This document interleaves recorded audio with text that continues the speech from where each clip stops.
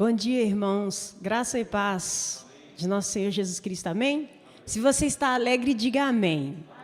Se você está triste, não diga misericórdia, diga alegre do mesmo jeito, porque o Senhor, porque a alegria dele é a nossa força. Amém? Vamos estar iniciando o nosso culto pela manhã.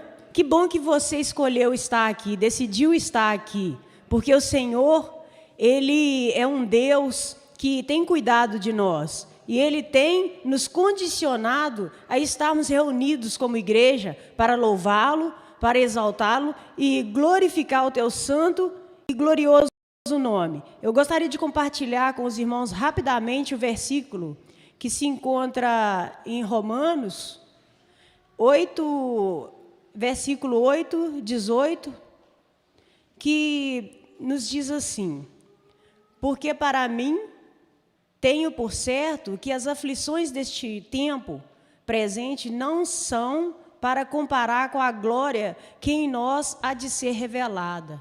Então, se você está passando por alguma situação que você julga ser impossível, não se detenha a isso, porque olhe para Cristo, olhe por Ele, porque Ele sofreu muito além daquilo que você possa imaginar, e Ele venceu.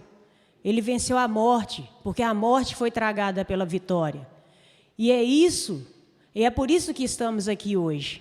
Porque nós morremos com Cristo e ressuscitamos com Ele. Ele nos deu uma nova vida. Ele nos deu uma nova oportunidade de estarmos juntos com Ele nessa nova vida.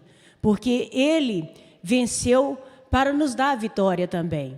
Amém? Seja qual for a sua situação, não desista. Siga em frente, crendo que Cristo estará conosco todos os dias. Amém? Feche seus olhos e vamos orar. Pai, muito obrigado por estarmos aqui nessa manhã para cultuarmos a Ti. Muitos, ó Pai, estão desistindo, desacreditando, mas nós, porém, ó Deus, confiamos no Senhor, sabendo que o Senhor é um Deus galardoador daqueles que Te buscam, sabendo que o Senhor é um Deus que tem tudo nas mãos, que está com controle, sabendo que o Senhor é um Deus que as Tuas misericórdias têm se renovado em nossas vidas a cada manhã e são as causas de não sermos consumidos, sabendo que o Senhor pagou um preço muito alto ali na cruz do Calvário por nós, e esse preço não foi pago nem com dinheiro, não foi pago com ouro nem com prata, mas foi pelo Teu próprio sangue, ó Deus. E ali naquela cruz ficou ali todas as nossas culpas, as nossas enfermidades, as nossas dores, ó Deus. E que possamos, ó Pai, crer, acreditarmos que o Senhor é a nossa força, o Senhor é a nossa rocha firme. Por mais luta, por mais tribulação que passamos, ó Pai, nada disso é maior do que aquilo que vai ser revelado em nós. Abençoe a igreja do Senhor, ó Deus, e nos dê, ó Pai, a fé necessária que precisamos para prosseguirmos neste mundo mal, nesse mundo que é jaz do maligno. Que possamos sempre, ó Deus, buscarmos no Senhor força para resistirmos o mal, que é o maligno, ó Pai, que está ao nosso derredor, procurando brechas, ó Deus, porque somos falhos, somos humanos, mas que possamos atentarmos, olharmos para Ti, buscar mais conhecer o Senhor intimamente, para que não caímos em tentação, ó Deus. Livra-nos, ó Pai, do mal, e nos ajuda, ó Deus, a olharmos para o Senhor, e estarmos atentos, ó Deus, uns aos outros, à necessidade, ó Deus. Andarmos de mãos dadas como igreja, no partir do pão, na oração e na comunhão. Obrigado por estarmos aqui, ó Deus, para aprendermos mais do Senhor. Nós queremos Te ouvir, fala conosco através deste culto, através de tudo que vai acontecer aqui, ó Deus, que possamos darmos liberdade ao Teu Espírito Santo. Em nome de Jesus. Amém. Estamos divididos em classe. Cumprimento os irmãos, com a paz do Senhor, que Deus esteja nos abençoando, derramando sobre nós a sua sabedoria. Bom dia a todos que estão em casa nos assistindo. Que o Senhor possa estar abençoando as suas casas, derramando a sua graça também sobre vocês. Amém? Então, gente, hoje nós vamos ter aí na nossa sala de adultos, a lição 6. Nós vamos começar com a lição 6, no livro Conflitos da vida, que é o que a gente tem estudado nesses últimos dias. Para começar, nós vamos orar, né, a Deus, entregando esse momento para Ele, e que os nossos corações possam estar quebrantados para ouvir a palavra de Deus e não aquilo que eu quero para mim. Porque, às vezes, a gente confunde muita vontade de Deus com aquilo que eu quero.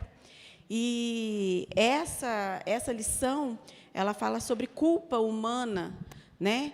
E a gente tem que entender, precisa entender que o nosso Deus, Ele é soberano, né? Nós ficamos nos culpando, mas Ele pode todas as coisas. Então, vamos orar. Senhor Deus, Pai Todo-Poderoso, ó Senhor, nós te glorificamos e declaramos que o Senhor é o nosso Deus Santíssimo. E nós estamos aqui, Senhor, invocando o Teu nome para pedir perdão das nossas culpas. Que o inimigo, Senhor, não possa usá-las contra nós, pois o Senhor morreu naquela cruz para nos dar, Senhor, perdão e salvação. E nós te agradecemos por isso, porque nós cremos na Tua palavra, ó Pai. Obrigada, Senhor, porque nós não merecíamos, mas o Senhor fez por amor. Ó Deus, louvado e engrandecido seja o Senhor. Venha de encontro a nós, ó Deus, o Teu Espírito, para que nós possamos, ó Deus, entender a Tua palavra. Por isso, Senhor, nós precisamos de Ti. Esvazia-nos de nós mesmos. Tira de dentro de nós, Senhor, todo julgamento.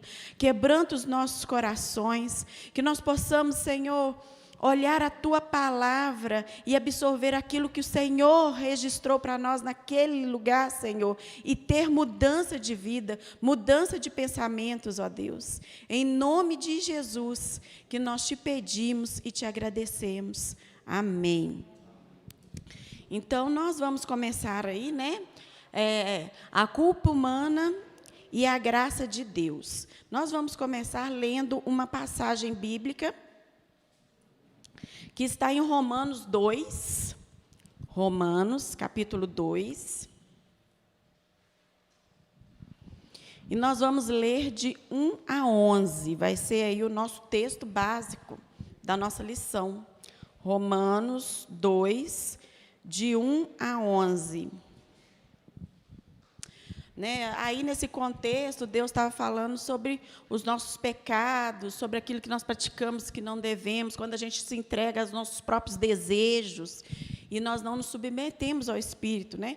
Se vocês derem aí uma olhada no capítulo anterior, no capítulo 1, aí no finalzinho, de 18 a 32, vai falar do homem entrega ao próprio desejo.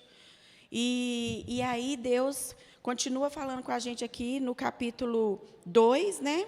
Versículo de 1 a 11. Então, vamos lá. Talvez você pense que pode condenar esses indivíduos, mas é igual a eles e não tem desculpa. Quando diz que eles deveriam ser castigados, condena a si mesmo, porque você, que julga os outros, pratica as mesmas coisas. E sabemos que Deus, em sua justiça, castigará todos que praticam tais coisas. Uma vez que você julga outros por fazerem essas coisas, o que o leva a pensar que evitará o julgamento de Deus ao agir da mesma forma? Não percebe quanto Ele é bondoso, tolerante e paciente com você? Não vê que essas manifestações da bondade de Deus visam levá-lo ao arrependimento? Mas, por causa de seu coração rebelde, você se recusa a abandonar o pecado, acumulando ira sobre si mesmo. Pois o dia da ira se aproxima, quando o justo juízo de Deus se revelará. Ele julgará cada um de acordo com seus atos. Dará vida eterna àqueles que, persistindo em fazer o bem, buscam glória, honra e imortalidade. Mas derramará ira e indignação sobre os que vivem para si mesmos, que se recusam a obedecer à verdade e preferem entregar-se à vida de perversidade. A todos que praticam o mal, ele trará aflição e calamidade, primeiro para os judeus e também para os gentios. Mas a todos que fazem o bem, ele dará glória, honra e paz, primeiro os judeus e também para os gentios, pois Deus não age com favoritismo. Amém, né? Então, aí nós temos um texto aí que fala, né, do nosso arrependimento, da gente andar realmente segundo a palavra de Deus. Às vezes, andar segundo a palavra de Deus vai exigir muito da gente, assim, né, pessoalmente, principalmente naquela situação onde que a gente tem mais fraqueza.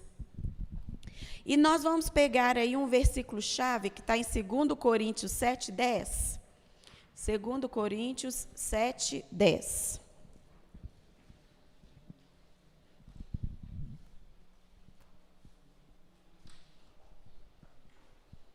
Segundo Coríntios 7:10.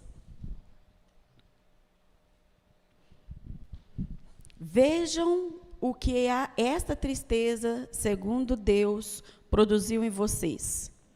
Que dedicação, que desculpas de indignação, que temor, que saudade, que preocupação, que desejo de ver a justiça feita. Em tudo vocês se mostraram inocentes a esse respeito. Então, na nossa versão da nossa revista, né, que está na revista, está escrito assim: porque a tristeza, segundo Deus, produz arrependimento para a salvação, que a ninguém traz pesar, mas a tristeza do mundo produz morte. A culpa é uma resposta pessoal emitida em função de uma falta própria ou a outrem.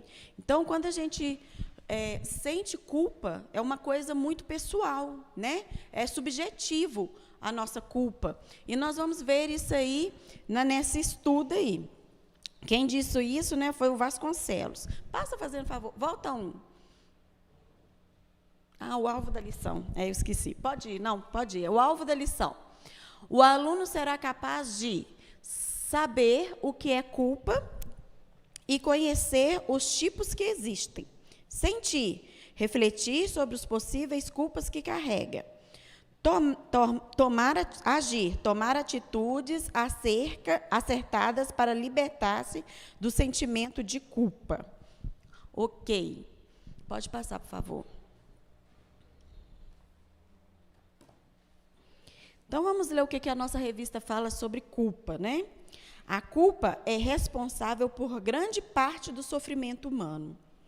Converse com as pessoas deprimidas, solitárias, angustiadas, membros de famílias violentas, homossexuais, alcoólatras, doentes terminais, pessoas que estão passando por crises conjugais ou qualquer outro tipo de problema, e você descobrirá que a culpa faz parte das dificuldades dela.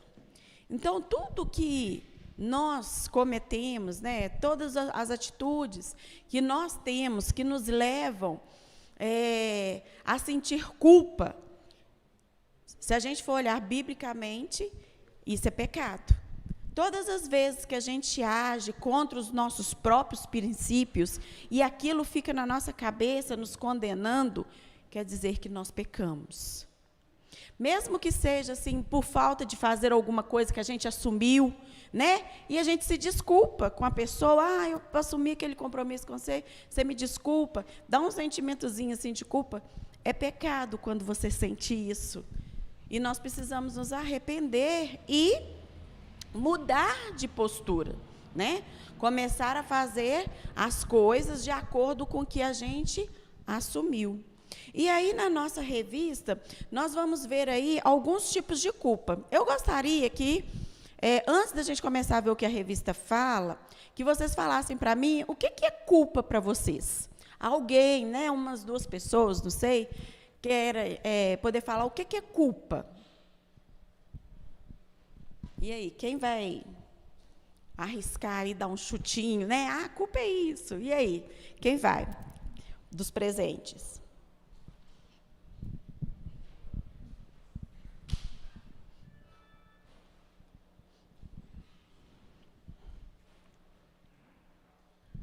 Ligando o microfone. Acho que está ligado.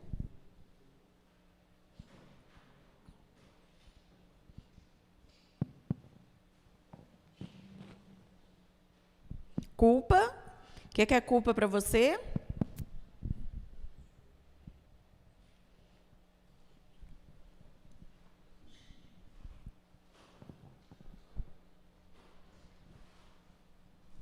Bom dia.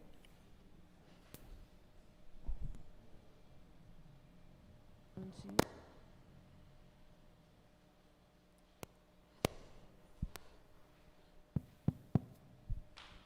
Bom dia, irmãos. Não foi.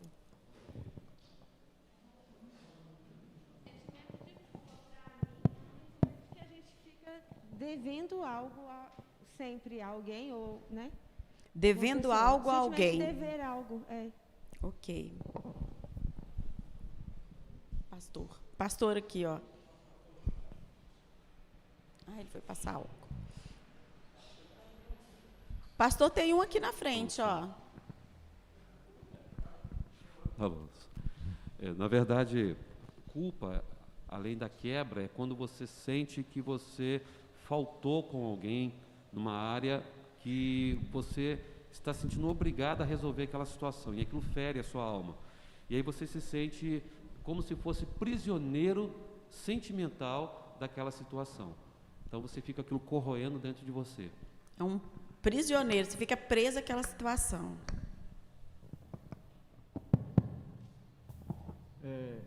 Bom dia.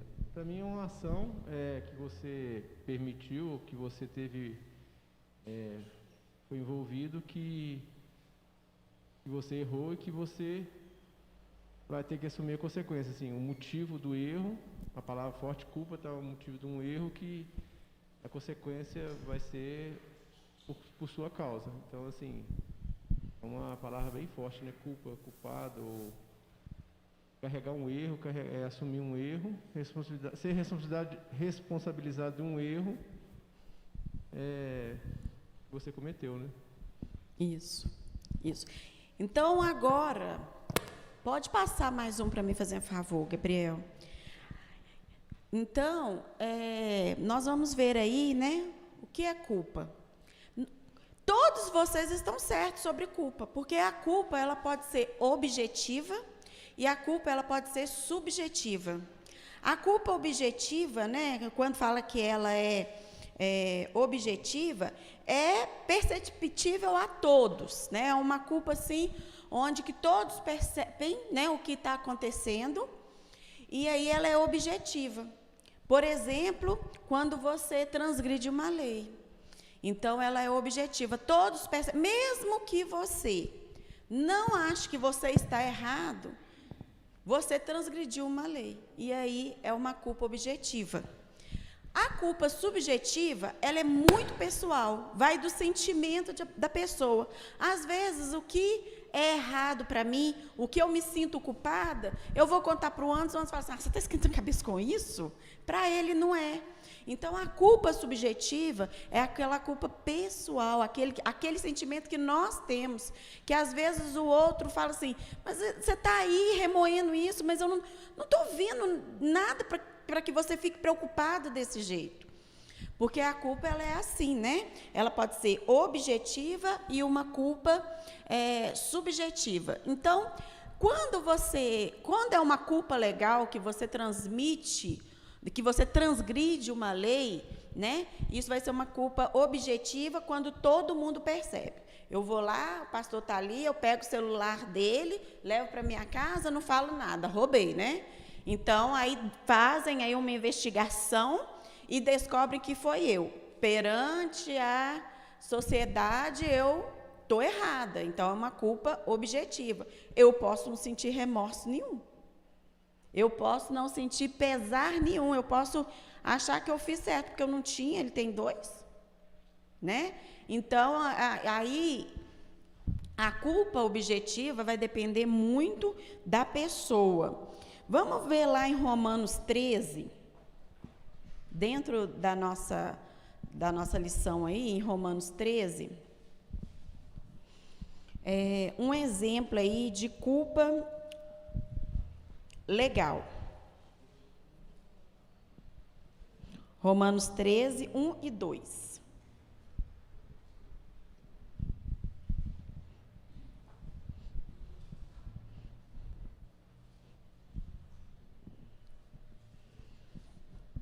Romanos 13, 1 e 2, né? Todos devem sujeitar-se às autoridades, pois toda autoridade vem de Deus, e aqueles que ocupam cargos de autoridade foram ali colocados por Ele. Portanto, quem se rebela contra a autoridade, se rebela contra Deus, que a instituiu e será punido, pois as autoridades... Até aqui, amém, né? Então, olha aí, quando fala de culpa legal, né? Então, Deus colocou o homem, e o homem produz leis, e ele é autoridade sobre a gente. Então, essa é uma culpa legal. E uma lei, quando ela é quebrada, né? O transgressor é culpado, independente se ele aceita ou não. Nós vamos ver isso também em 2 Samuel 12, de 1 a 15, quando o rei Davi, ele peca e não reconhece o seu erro. Ele não consegue reconhecer que ele está errado. Ele era o rei, ele podia ter tudo o que ele quisesse, e aí ele desejou a mulher de Urias. E o que ele faz? Ele coloca Urias na frente da batalha para que ele morra, para que o pecado dele, ou sei lá o que ele pensou, porque ele não se sentia pecador. Eu acho que ele queria mais para as pessoas não julgarem Betseba, né? Eu acho que a intenção dele era as pessoas não julgarem Betseba, porque ele achava que ele estava certo. E aí precisou do profeta Natã contar a historinha da ovelha para ele, do homem rico que tinha várias ovelhas e do homem pobre que não tinha nenhuma, ou que tinha uma só. E aí o homem rico vai lá e tira a ovelhinha do homem que tinha só uma para servir aos seus convidados. E o rei fica injuriado, né? Fica revoltado com a situação. E Natã fala: este homem é você.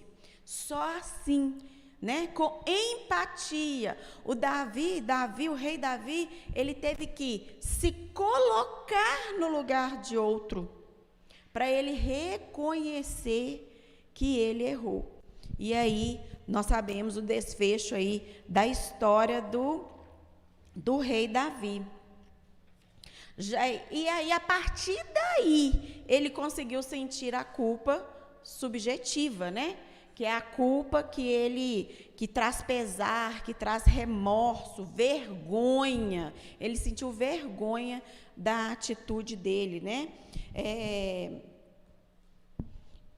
Do que ele tinha praticado. Agora nós vamos falar um pouquinho aí da culpa teológica, que é o que a nossa revista vai dar mais ênfase, né? O que é a culpa teológica? É a desobediência às leis de Deus. E essa desobediência traz remorso, mas não pode parar no remorso não, né, gente? Tem que chegar ao arrependimento, à mudança, né? Eu estou indo por aqui, percebi que eu estou pecando, né? Eu estou trazendo aí, eu estou violando os padrões do meu Senhor, eu volto e começo de novo, me arrependo e não pratico mais aquilo. O remorso é o começo da cura, né? E aí nós vamos ver aí em Romanos 3, 23. Alguém pode ler para mim, por favor? Romanos 3, 23.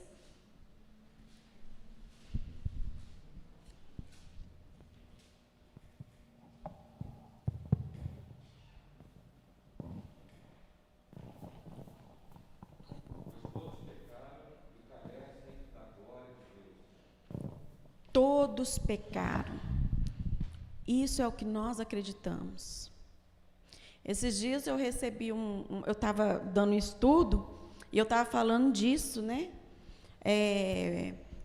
Para a pessoa que a gente estava dando estudo. E aí eu falei com ela: todos pecaram. Aí ela falou assim, mas um bebê, todos pecaram. Aí ela está assim, gente, eu não, né, e tal. E aí o pastor colocou um negocinho lá no grupo, uma fotinha, né? Como é que chama aquilo, pastor? Uma fotinha, aquelas fotinhas que a gente coloca no grupo lá, com a palavra assim, né? Eu não estava lá no jardim, né, quando Adão pecou e recebi a culpa, né? Mas eu também não estava no Calvário e recebi a graça. Então, assim, ali naquele estudo eu falei isso para ela, ela falou assim, gente, é verdade, porque a gente fica só indignado que a gente recebeu a culpa, né? Que o pecado entrou e agora todos são pecadores. Mas nós esquecemos também que a gente não sofreu como Jesus sofreu. E aí nós recebemos a graça sem estar lá sofrendo. Então, assim, Deus, ele é maravilhoso. A balança de Deus, ela nunca é injusta, né? Ela é justa. Deus é justo. Deus faz as coisas que tem que fazer da maneira certa. Só que, às vezes, nós nos comprometemos a olhar somente para o mais difícil e não para aquilo que Deus tem feito para nos alcançar. Agora, nós vamos aí para a culpa pessoal, né? Que é a violações dos padrões pessoais e entrega aos apelos da própria consciência. Eu vou pedir para alguém, Vandinho, você pode levar o microfone para mim? Para alguém ler, né? Em Romanos 14.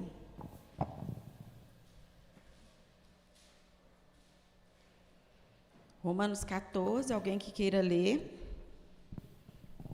Versículo 22 e 23. É bom não comer carne, nem beber vinho, nem fazer qualquer outra coisa com que teu irmão venha tropeçar, ou se ofender, ou se enfraquecer. A fé, 22, 23, é isso? Isso. A fé que tens, tem-na para ti mesmo, perante Deus. Bem-aventurado é aquele que não se condena naquilo que aprova, mas aquele que tem dúvidas é condenado se comer, porque o que faz não provém de fé, e tudo o que não provém de fé é pecado. Isso aí. Felizes, né? Somos nós quando nós praticamos alguma coisa que nós não consideramos errado. Então, aqui nós estamos falando de culpa pessoal. Quem está acompanhando a EBD aí, nós falamos sobre isso, né? Eu, o Vandinho e o Davi, nós falamos muito sobre isso quando a gente estudou ética na última revista e falava sobre isso, né? Ética é tudo aquilo que eu considero certo, que eu julgo certo e errado. Né? Então, é a minha ética. Então, eu não posso ir contra a minha ética. Isso que é culpa pessoal. Aquilo que eu considero errado e eu pratico, eu estou ferindo a mim mesmo. Eu estou com a faca enfiando a faca no meu coração.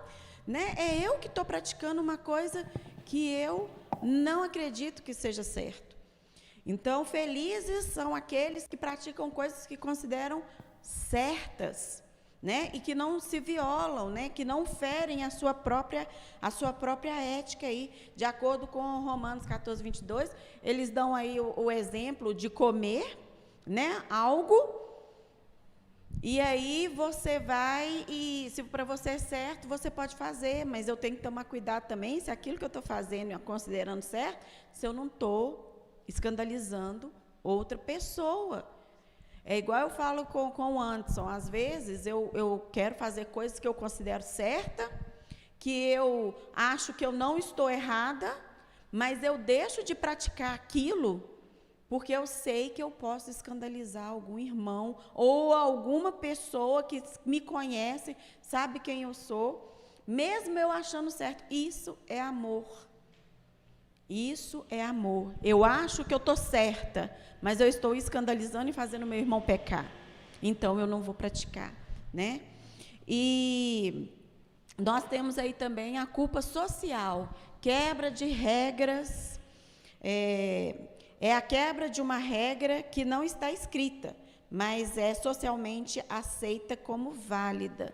aí nós estamos falando de moral, né? É aquilo que a sociedade dita como certo e errado, e a gente quebra aquilo. Hoje em dia a gente está tendo muita preocupação, principalmente nós cristãos, com essa moralidade, porque a moralidade do mundo está ficando tão invertida, o errado está virando tão certo, que vai estar indo contra a nossa ética. E aí o que a gente vai fazer? O que a gente vai confessar? A palavra. Aí a gente tem que ir de acordo com a palavra, buscar na palavra, entender a palavra, né? Eu, como professora, por exemplo, eu estou precisando buscar cursos para eu me embasar historicamente, para eu não ser condenada pelos meus alunos, porque tem tanta coisa sendo ensinada pela sociedade que vai contra a minha ética, que eu estou precisando buscar cursos para eu ficar embasada, gente. E isso é preocupante, a gente não está podendo falar a verdade. Eu sou professor de ensino religioso, eu não estou podendo falar a verdade, porque está indo contra o que a sociedade, uma pequena mídia está ditando. Está vindo de cima para baixo. E aí, quando eu falo a verdade, os alunos já batem a mão e falam assim, não pode falar isso não, isso está errado. E aí eu falo assim, não, mas eu estou falando de acordo aqui com a palavra, ó. Está aqui na Bíblia, né? É o que eu confesso, e é o que a escola confessa, e está ficando difícil conversar com esses alunos. Então, nós, como os pais, nós precisamos ensinar os nossos filhos o que é certo e ensinar também a eles a pronunciar o que é certo. Porque só os que estão contra a palavra é que se pronunciam. Por isso que está do jeito que está o mundo.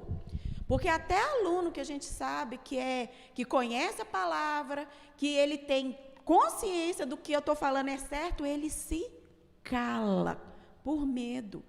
Nós estamos precisando ensinar os nossos filhos não, eu concordo com a professora, é isso mesmo, está na palavra, não sei o quê. Por quê? Mas aí, né, vão perseguir o meu filho, vão, né, não sei o quê. Metade da sala evangélica, metade não é.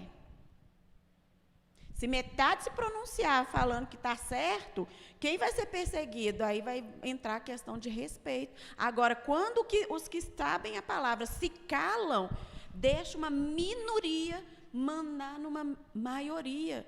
Nós somos um país cristão. E as pessoas que se declaram ateus aqui, que é bem menor a quantidade do que os cristãos, eles estão dominando por quê? Porque nós estamos nos calando. Sim, Davi?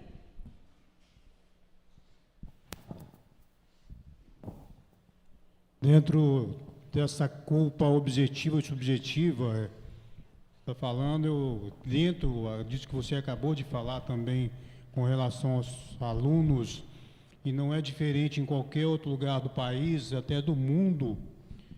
É interessante que eu lembrei de uma frase do Martin Luther King, que ele dizia o seguinte: para que o mal progrida, basta que os bons não façam nada. Ou seja, se nós, como igreja, quisermos deixar parte do mundo, ou parte da nossa cidade, ou parte do nosso bairro, como está indo de mal a pior, é só a gente ficar quieto, entendeu? Se a gente não quiser conflito com o nosso filho, com o nosso vizinho, e na contramão da sociedade, é simples, é só ficar quieto. Se a gente não quiser confrontar com a ideologia de gênero, com outros ismos aí, é só a gente ficar quieto. E aí Paulo, ele fala muito bem no livro de Romanos todinho, e vários outros livros. A lição, ela menciona alguns capítulos, igual você já leu alguns aí, pediu para ler, e essa semana, conversando com uma pessoa, eu falei exatamente sobre isso, ou seja, nós não temos licença para pecar. A partir do momento que nós aceitamos Jesus, o apóstolo Paulo, ele fala lá no livro de Romanos, no capítulo 6, a partir do versículo 15, ele fala exatamente isso aí, ó. E daí, havemos de pecar? porque não estamos debaixo da lei, e sim da graça. Quer dizer, eu vou aceitar tudo que está errado, entendeu? Só porque eu estou debaixo da graça. Aí, o versículo 20, ele fala assim, ó, principalmente para nós: porque quando éreis escravos do pecado, estáveis isentos em relação à justiça. Naquele tempo, que resultado colhestes? Somente as coisas de que agora vos envergonhai, porque o fim delas é a morte. E aí, nós, os que já aceitamos Jesus e aqueles que já aceitaram, ele fala isso: agora, porém, libertos do pecado, transformados em servos de Deus, tendes o vosso fruto para a santificação, a fim e por fim a vida eterna. Amém. Eu sou filho, pai e avô. Coisa. Sou filho, pai e avô, e digo uma coisa para vocês: o grande problema é que nós estamos negociando. Existem coisas, existem princípios que não podem ser negociados. E a igreja, na pós-modernidade, ela tem negociado. Ela tem negociado. E isso aí é culpa das igrejas, da liderança, por falta de ensinamento. Então, abre-se esse grande leque de discussões. Nós negociamos. Eu tenho meus netos, eu tenho um neto com 21 anos, tenho um neto com 20 anos e tenho uma neta com 15 anos. Então, eu converso com eles abertamente. Ó, isso aqui não negocio. Desculpe a referência. O meu neto tem 21 anos, ele pediu para a mãe dele: mãe, eu vou comer uma pizza com o meu colega, eu posso? Hoje em dia eu não vejo isso. Ó, eu fui. Então você não pode negociar. É verdade. Entendeu? Você não pode negociar, são princípios. A Bíblia diz: mantenha as estacas que os seus pais, que os seus, entendeu, os ancestrais fincaram lá. E nós estamos negociando, nessa pós-modernidade nós estamos negociando. É assim mesmo, tudo bem, tudo normal, beleza. Então, é o que está acontecendo. Essa pós-modernidade, sorrateiramente, ela está adentrando as igrejas e está tudo normal, beleza, entendeu? Então, esse é o problema. Então, isso não é pecado, não, entendeu? Está tudo bem. O que está acontecendo é que, eu vou deixar o Vandinho falar agora, o que está acontecendo é que as coisas que estão que estão comuns no mundo, não quer dizer que são certas, não. Elas estão comuns lá fora e querem, como a gente vive nesse mundo, né, a gente está começando a deixar que as coisas que estão comuns lá entre dentro da nossa igreja e a gente fica perdido. Mas o que não nos deixará perdido? A palavra, gente. Ela é a nossa base. Tem gente que tem que recorrer à palavra. Vem coisa do mundo para dentro da nossa casa, a gente vai lá e mostra aos nossos filhos o que está correto na palavra. E aí, sabe o que acontece? Joelho no chão, boca no pó, vai orar, para que a palavra, o Espírito Santo convença o seu filho. Porque você ensina a palavra, quem convence é seu filho. Então, a sua função é ensinar a palavra e orar. E mostrar para o seu filho que você acredita nisso aqui e que isso aqui é inegociável, igual o irmão falou. Amém? Vandim? Ontem eu tive contato com um colega meu, que é um amigo, né? Que ele nem mora aqui em Ouro Branco mais não, está em BH, mas ele congregava aqui na Igreja Batista Nacional. Aí ele veio me apresentar o namorado dele. Aí apresentou, meu amor, que não sei o quê, que não sei o quê. Depois veio falar assim: minha mãe, a minha sogra, ele falou, minha sogra é pentecostal, canela de fogo, falando que tem tal. Aí eu perguntei, falei assim, e o pastor dela, o que acha? E o que ela acha? Falei, ela concordou com o nosso namoro. Inclusive o pastor dela foi lá na casa, nós encontramos com o pastor e ele abençoou o nosso namoro. Falei, então ele está indo contra a Bíblia, né? Falei com ele está indo contra a Bíblia, né? Ele está indo contra a palavra de Deus.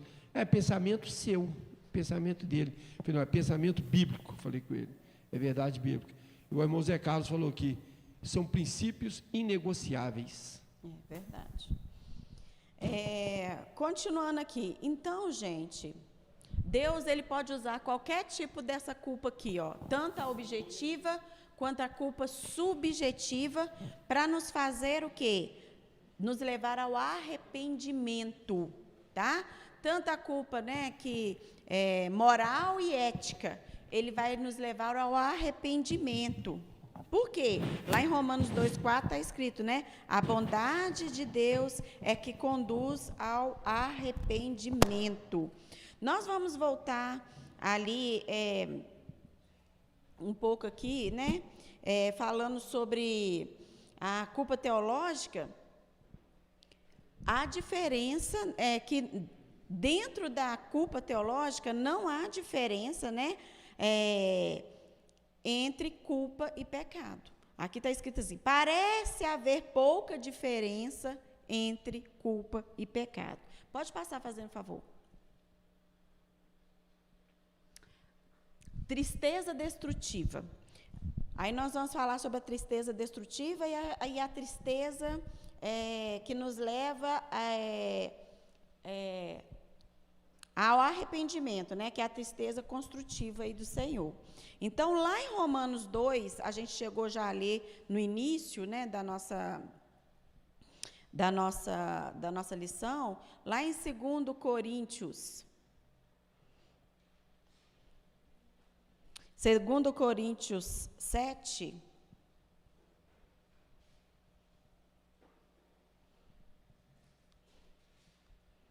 Segundo Coríntios 7. Por favor, alguém lê de 8 a 10 para mim?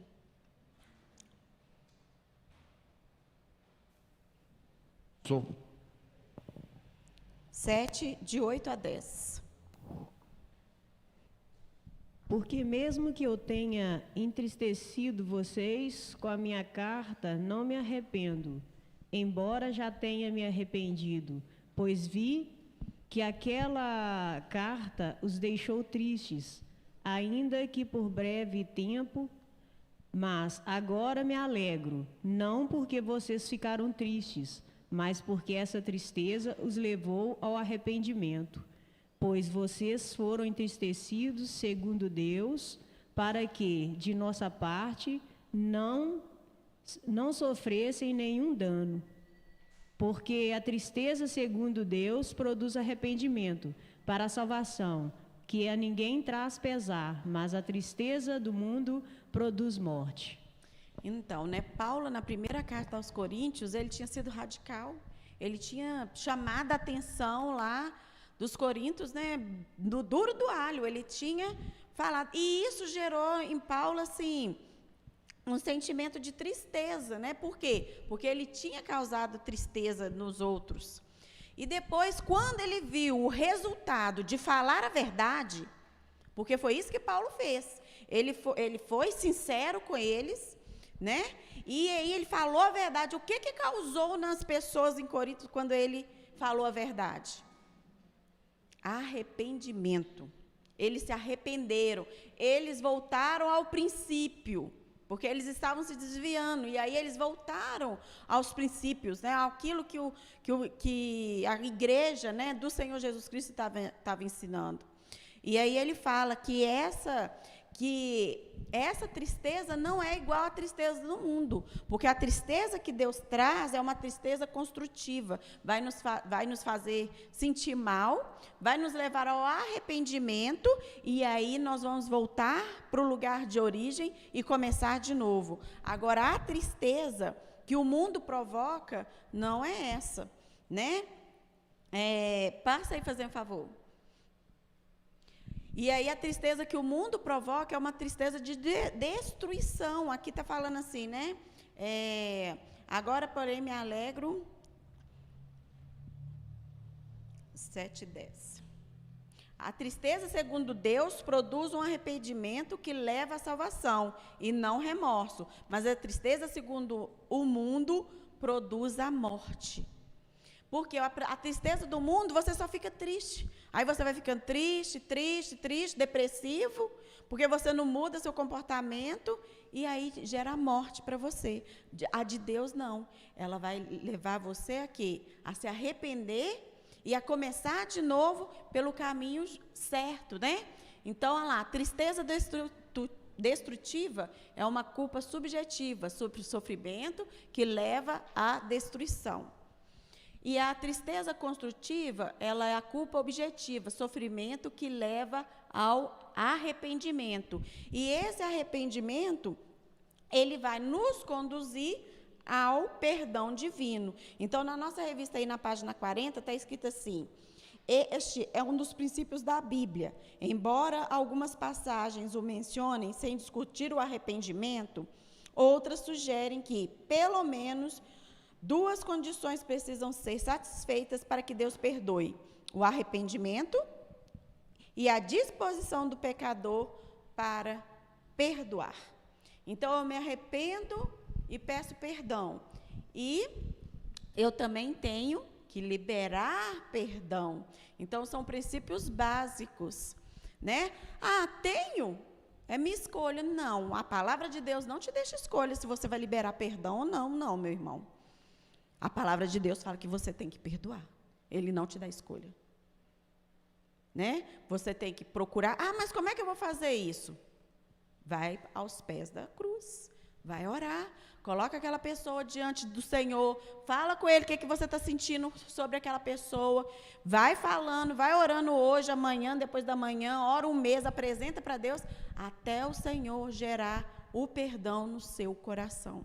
Porque isso também não depende da gente. Assim, não depende da gente, assim, a gente não consegue sozinho, né, a perdoar aquelas pessoas que nos magoaram. Agora eu quero que vocês imaginem aí, que nos magoaram. Agora eu quero que vocês imaginem aí 3 situações, né? Que vocês sentiram culpa. Uma na infância. Uma situação que vocês sentiram culpa lá quando você era pequenininho. Eu, quando eu era pequenininha mesmo, gente, eu acho que eu tinha uns 4 anos de idade. Olha só, a gente sabe que a gente está fazendo coisa errada. Eu entrei no supermercado com a minha tia, aí tinha uma escova de dente lá rosa. E eu virei para minha tia e falei assim: eu quero essa escova. Minha tia: hoje eu não posso comprar. Aí eu olhei para um lado, olhei para o outro, peguei a escova e coloquei no meu bolsinho e fui embora.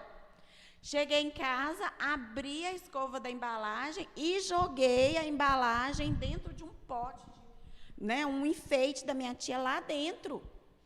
E aí, na hora de escovar, que minha tia chamou para escovar dente, olha como é que é. Eu sabia que eu estava fazendo uma coisa errada, de ter tirado, mas na hora que minha tia me chamou para escovar dente, eu busquei a escova rosa e mostrei para ela. E aí a minha tia falou comigo assim: você pegou a escova no supermercado? Peguei. E você não falou nada? Não te falei nada. Eu não falei com você que eu não podia comprar hoje. Falou, mas eu queria. E aí, eu lembro disso. Gente, eu tinha uns 4 anos. Eu lembro assim, sabe? Eu não lembro de pegar a escova no supermercado. Eu não lembro de mostrar para minha tia e depois escovar o dente. Isso é minha tia que lembra. Sabe o que eu lembro? No momento que eu tirei a escova da embalagem e joguei dentro do pote. Eu jogar a embalagem dentro do pote para esconder o que eu tinha feito é que marcou a minha infância. E eu falo assim: gente, como pode, né? 4 aninhos, um bebê. Eu fico olhando minha sobrinha hoje de 4 aninhos e eu fiz isso. E foi o que ficou na minha mente, essa embalagem sendo escondida. Uma da adolescência, né? Uma culpa que vocês sentiram na adolescência. Eu escondi a carteirinha do meu pai. Se eu perdesse uma média, porque eu era estudiosa, muito estudiosa, mas eu tinha muita dificuldade com a tal das ciências, biologia, o professor entrava dentro da sala, estava falando grego, eu lia o que estava escrito no livro, eu não entendia nada. Parecia que não estava falando, né, nada com nada, e eu não entendia, eu tinha muita dificuldade em ciências e biologia. Gente, pegar aquela célula, falar que aquilo estava dentro do meu corpo, nossa, aquilo, sabe quando o negócio não entra na sua cabeça? E eu escondia a carteirinha do meu pai. E aí o meu pai, aí, na escola não entregou, e o meu pai era daqueles que, né, que estava sempre ali, e ele ia lá na escola, quando eu menos esperava. E aí meu pai era bravo demais, mandava eu chamar lá na sala, e descia, e ele passava o sermão na frente da diretora, da supervisora, de não sei quem. Não, meu pai acabava com a gente, assim, na escola, por causa de escola, né? E hoje em dia, né, eu sentia culpa naquela época de esconder a carteirinha do meu pai. Mas eu também não queria que ele me proibisse de fazer as coisas. Daí o castigo lá em casa durava 3 meses sem sair, sem fazer nada. Ô, gente, e eu fico pensando assim, às vezes eu falo com a minha filha assim, você vai ficar o dia inteiro sem assistir TV. Quando dá de noite, ela vira assim, mãe, já fiquei amanhã e à tarde, deixa eu assistir agora, o que eu vou fazer? Aí eu penso assim, tá bom, mas você não vai fazer mais? Meu pai mantinha o castigo 3 vezes, eu fico pensando assim, como que ele conseguia? Eu não consigo manter um castigo um dia inteiro sequer, né? E o meu pai mantinha o castigo 3 meses, gente, eu ficar morrendo de medo do castigo do meu pai. E um arrependimento na vida adulta. Eu sou muito sincera. Eu falo as coisas assim, sem pensar. Sabe? Então, às vezes, direto eu me arrependo disso. Se alguém chegar, se o Gabriel chegar para falar alguma coisa comigo e tiver acontecido alguma coisa, eu viro para o Gabriel e falo assim, por que você fez isso? E vou falando e eu não paro de falar, não. Eu falo umas 10 mil vezes a mesma coisa com o Gabriel. Eu tenho um arrependimento de fazer isso. Eu falo com Deus assim, Deus, por favor, cala, sela a minha boca. Eu não quero falar. Porque depois, sabe por que eu me sinto culpada? Porque eu julguei ele. Aí a palavra de Deus vem em cima de mim. Você está julgando. Você pode julgar? Quem é o juiz? Né? O juiz é Deus. E aí eu me sinto super culpada. Pode passar, fazendo um favor.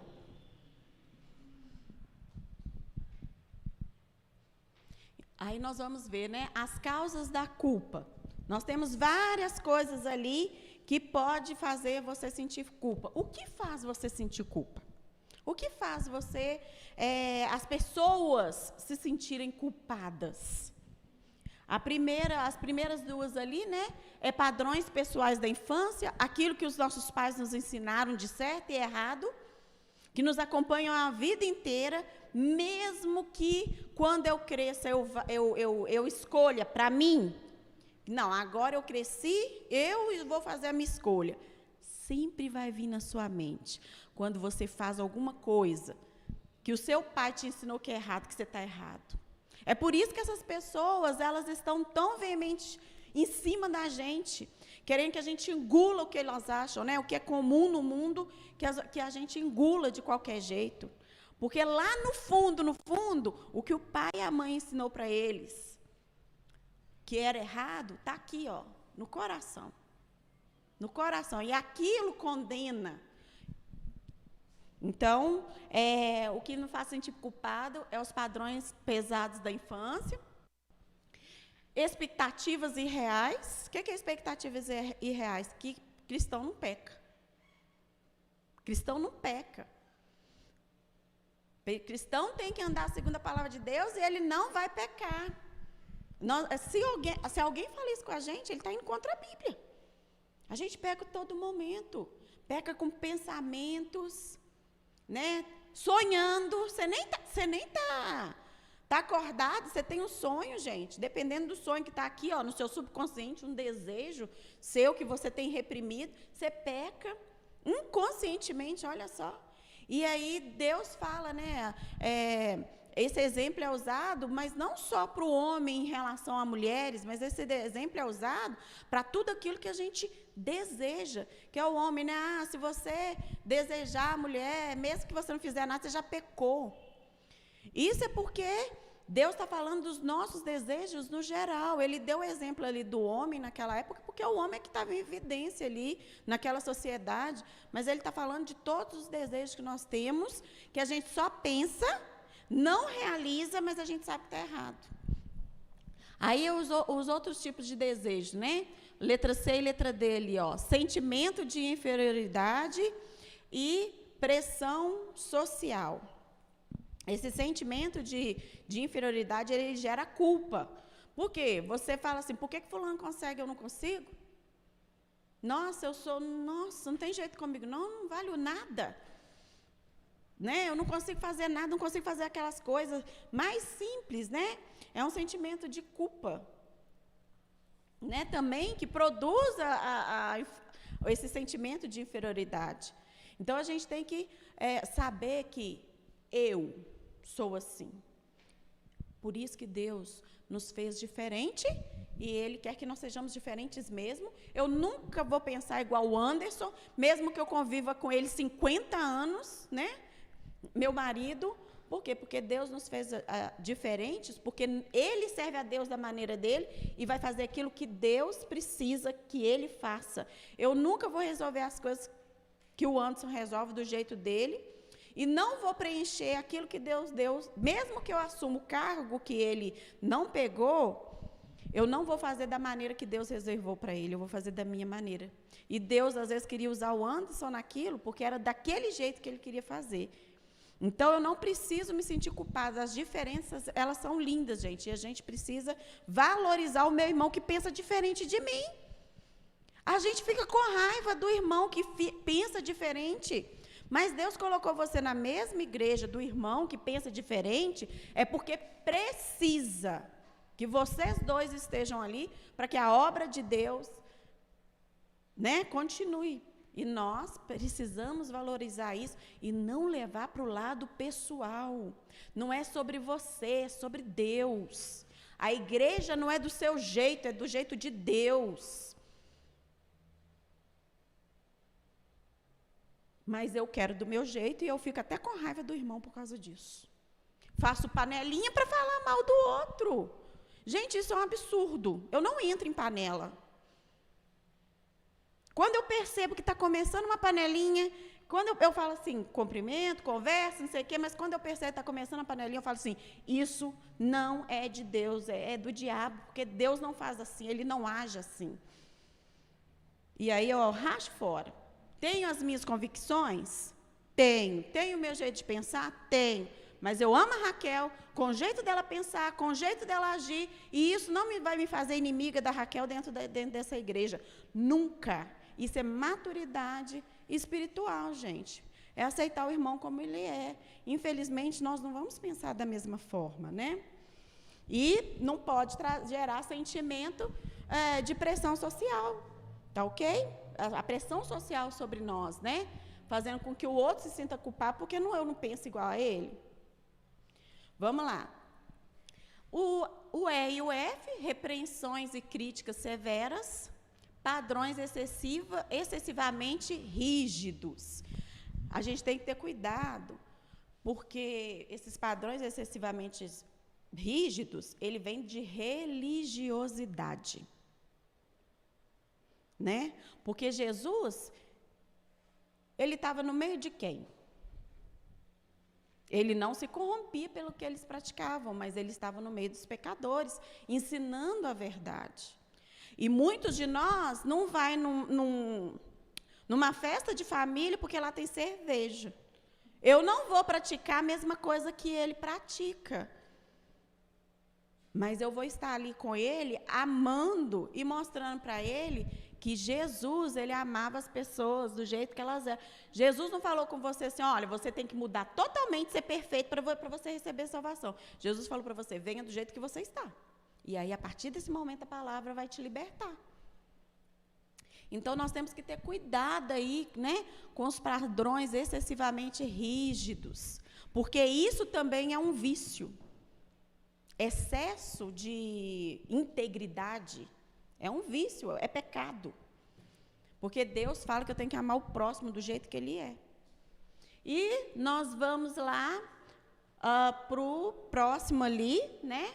Que é a ação do Espírito Santo e a ação de Satanás.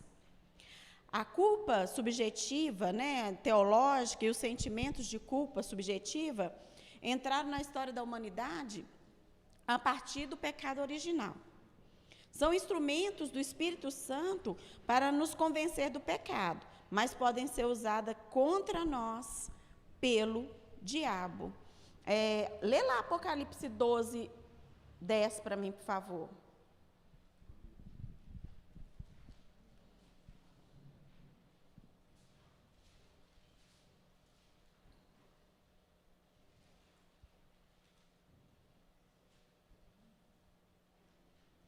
Quem vai ler?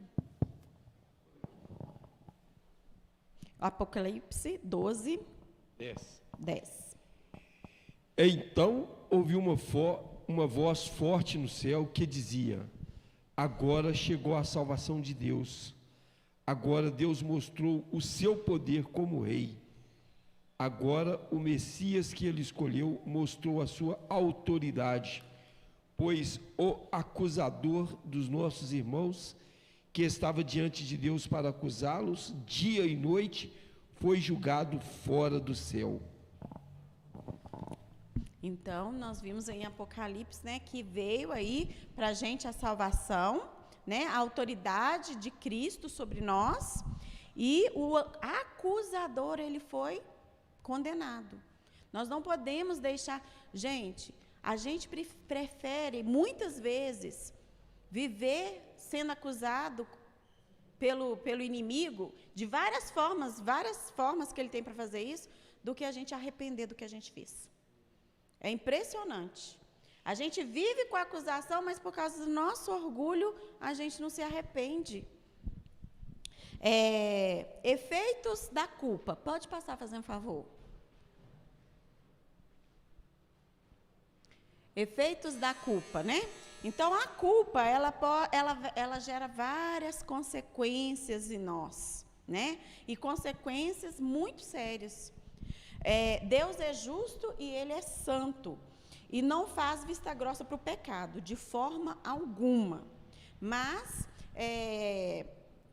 a punição para o pecado é a morte, embora Deus, por sua graça, perdoe e dê vida eterna quando depositamos nossa fé em Jesus Cristo, que morreu pelos nossos pecados. Isso está em Romanos 6, 23. Então, a culpa, né, ela pode gerar várias coisas. Pensamentos defensivos, colocar a culpa no outro e não assumir. Essa é a culpa que a gente... esse é o pecado que a gente mais comete. O outro que errou, ele que tem que vir, e eu não assumo que é 50%, né? É 50% dele, 50% meu, né? Negar o erro, não reconhecer. Para eu reconhecer que eu estou errado, eu preciso orar e ler a Bíblia, senão eu nunca vou reconhecer que eu estou errado. Se tem alguma confusão, Deus não é Deus de confusão. Se a gente está no meio de alguma confusão, eu só vou reconhecer que eu estou errado a partir do momento que eu tenho um coração contrito, né? Um coração assim, quebrantado, na verdade, né? Por Deus, gente. E justificar o erro. Então, esses ali são os pensamentos defensivos, né? Que a culpa causa. Depois nós vamos ter aí as reações de autocondenação. Esses sentimentos de culpa quase sempre geram ansiedade. Sabe quando você tem uma coisa para fazer e você vai procrastinando, vai ficando para o último momento e não sei o que e tal. Isso acontece comigo com o WhatsApp, gente. Nossa, tem hora que eu tenho que fazer coisas no meu trabalho e aí eu falo assim, eu não posso fazer isso porque eu tenho aquilo, eu não posso fazer isso porque eu não tenho aquilo. Vou arranjando tanto justificativo para não fazer no momento que eu tenho que fazer. Aí começa a chegar recadinho, né? Plililim. Aí eu penso assim, ai meu Deus, tomara que não seja fulano. Eu nem quero olhar o celular. E me gera ansiedade aquilo ali. Aí eu falo assim, nossa, deixa eu fazer de uma vez. Para acabar, para eu poder me sentir bem. Então, porque eu não fiz alguma coisa que eu deveria ter feito. E, gente, isso não é porque está no último dia para eu apresentar, não, tá? Igual assim, você tem de tal dia para fazer. Quando fala que eu tenho que fazer alguma coisa, isso já me gera ansiedade. Eu penso assim, eu tenho que fazer. Primeiro dia, eu tenho 7 dias para fazer. Segundo dia, terceiro dia. Aí aquele barulhinho do WhatsApp vai me dando gastura, vai me gerando uma ansiedade, um negócio ruim, que eu viro e falo assim, não, eu vou fazer esse negócio logo para não sentir culpa daquilo, né? Reações físicas. Você vai sentindo tanta culpa que isso vai trazendo para você somatização e o seu corpo vai apresentando, né? Dor de cabeça, dor aqui, estou passando mal ali, não sei o quê, não consigo. Culpa gera doenças físicas. Dor moral, profunda angústia. Você fica angustiado com aquilo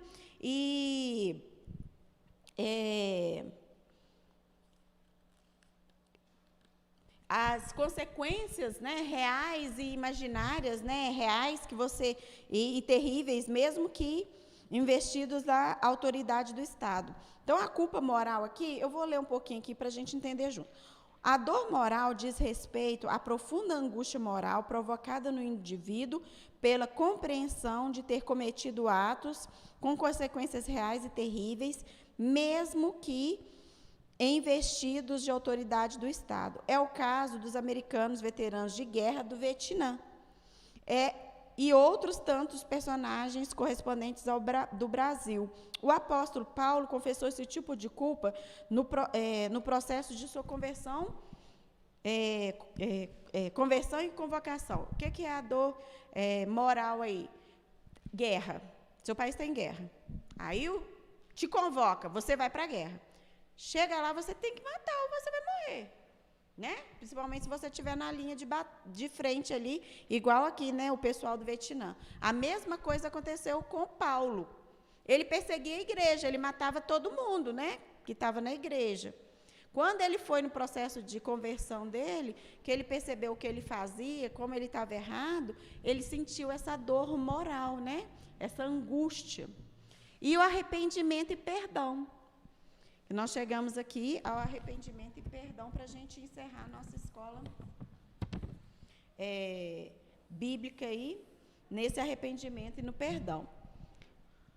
Nós precisamos do Senhor, da graça de Deus. Muitos de nós aprendemos a aceitar o fato que somos pecadores, a confessar nossos pecados a Deus e aos outros, deixá-los e descansar, satisfeitos na certeza que, se confessarmos os nossos pecados, Ele é fiel e justo para perdoar os nossos pecados e nos purificar de toda a injustiça. Gente, eu preciso compreender que nós somos pecadores, que nós todos somos pecadores e estamos sujeitos aí a erros, tá? E aceitar que as pessoas também, elas são assim. Elas são pecadoras e elas podem errar. Nós precisamos aceitar isso. Quando nós entendemos isso, nós nos livramos da angústia, né, dessa culpa, e aí isso tem que provocar em nós arrependimento e mudança de vida, tá? Na nossa conclusão aqui está escrito assim: nem todos os sentimentos de culpa são ruins. Algumas vezes, ele nos leva a confessar o pecado e a agir de modo mais construtivo. Veja o exemplo do apóstolo Pedro, antes e depois de Pentecostes. No entanto, sentimentos de culpa são nocivos quando perduram sob a forma de influências paralisantes. São esses sentimentos de culpas perniciosos que queremos evitar e eliminar. Nenhum de nós vai alcançar a perfeição nesta ou em outra área aqui na terra. Apesar disso, somos aceitos por Deus, recebemos o perdão incondicional quando confessamos nossos pecados e temos a garantia de que, um dia, alcançaremos os padrões divinos por causa do que Cristo fez e está fazendo em nosso favor. Nós precisamos depender do Senhor. Só assim, gente, com muita dependência, com muita oração, com muita leitura bíblica, que nós vamos vivenciar, estar livre, né, do poder da culpa sobre nós e vivenciar a graça e conceder graça. Somente assim, né? Porque o Senhor nos perdoou sendo nós pecadores, e nós devemos perdoar os nossos irmãos, porque eles também são pecadores. Isso é o amor de Cristo. É isso que Ele nos ensina. E não só os nossos irmãos, mas as pessoas também que estão nesse mundo perdidas e confusas. Elas estão confusas. Elas precisam desse amor que nós conhecemos. Nós não podemos nos calar. Nós não podemos, né, por medo, fingir que não está acontecendo perto da gente, as coisas que o Senhor condena, mas também a gente não vai julgar, a gente vai amar essas pessoas e falar com amor, né? A gente vai mostrar para elas que elas são aceitas como elas são, mas que nós não podemos nos submeter àquilo que elas querem porque elas querem. Nós nos submetemos à palavra do Senhor e amamos as pessoas. E não nos comportamos de acordo com o erro delas. E não concordamos com isso. Amém? Então, que Deus esteja com vocês, abençoando. E eu vou pedir o pastor para estar orando, encerrando a escola bíblica aqui dos adultos, né? Você vai fechar, não vai? Obrigado a Deus por tudo aquilo que nós estudamos nesta manhã. Ajuda-nos, ó Deus, a entender que diante da culpa, a graça do Senhor se manifestou sobre nós na pessoa de Jesus Cristo. Obrigado porque nós somos perdoados em Jesus. Obrigado pela vida da irmã Graziele. Obrigado por cada irmão e irmã que tem participado tanto presencialmente quanto em suas casas. Nós pedimos por tudo que iremos ainda realizar nesse dia, que seja tão somente agradável a Ti, em nome de Jesus. Amém.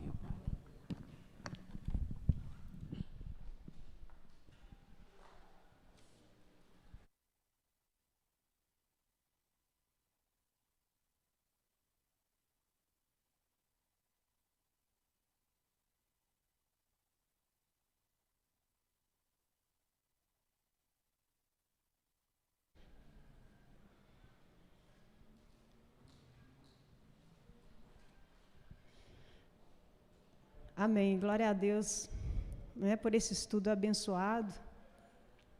Deus tem nos falado a todo momento que possamos pedir ao Senhor sensibilidade para darmos ouvido ao Espírito dEle, para estar nos revelando a vontade dEle em nós. E, nesse momento, vamos estar dando fechamento, né, ao estudo da EBD e darmos, assim, continuidade ao nosso culto a Deus, porque, na verdade, não é só nesse local aqui que nós devemos estarmos prestando culto ao nosso Deus, mas em todo instante da nossa vida, porque a nossa vida pertence ao Senhor, porque Ele é o nosso Criador, Ele é o nosso Redentor, e o nosso Redentor vive. E a nossa alegria maior é saber que quando olhamos para a cruz, e ela está vazia, e quando pensamos na cruz, pensamos o quê? Que quando Jesus Cristo ele esteve ali naquele local, foi por amor a nós, né? Ele não hesitou, ele aceitou esse sacrifício por nós. E quando nós nos encontrarmos com ele lá na glória, não vai haver mais dor, não vai haver mais sofrimento, né? E nesse dia nós vamos poder chamá-lo de Pai, ele chamarmos de Filho. E vamos estar frente a frente com Ele, e todos os mistérios vão ser revelados. Amém? E vamos estar agora, né, nesse momento, fazendo um momento de oração pelos aniversariantes da semana, né, parabenizá-los, né, que a gente completar mais um ano de vida é um presente de Deus, porque a vida, como eu gosto sempre de dizer, né, a vida é mais do que viver. A vida não é simplesmente a vida, né? Ela é muito mais que viver. A irmã Priscila Werneck, a Rosana Leite, Eliane Barreto, né? Elas fizeram aniversário na semana. E eu gostaria de saber se tem mais alguém aqui presente que aniversariou ou que vai aniversariar essa semana agora seguinte. Tem alguém presente? Tem algum irmão presente? Para a gente estar orando pela vida de vocês? Não? Então, vamos orar apenas por esses que aniversariaram e que os que não estão presentes também, que vão aniversariar também, amém? E aí eu gostaria também de estar deixando um versículo, né, para esses irmãos que aniversariaram e que vão aniversariar também essa semana, que se encontra no livro de Números, versos 24 a 26, que diz assim: o Senhor te abençoe e te guarde, o Senhor faça resplandecer o seu rosto sobre ti e te conceda graça. O Senhor volte para ti o seu rosto e te dê a paz. Amém?